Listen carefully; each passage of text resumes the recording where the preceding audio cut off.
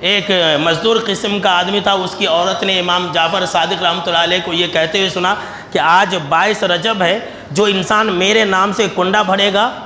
اور جو بھی مراد مانگے گا اس کی مراد پوری ہو جائے گی۔ اور اس کہانی کو سب سے پہلے ہندوستان میں لکھی گئی ہے، سن لیجئے، 1806 عیسوی کے اندر، 1806 عیسوی کے اندر ہندوستان کا علاقہ رامپور ہے، یو پی کے اندر، وہاں سب سے پہلے داستان عجیب ایک کتاب لکھی گئی، اس کے اندر یہ واقعہ گڑھا گیا۔ یہ وہی زمانہ ہے جس زمانے میں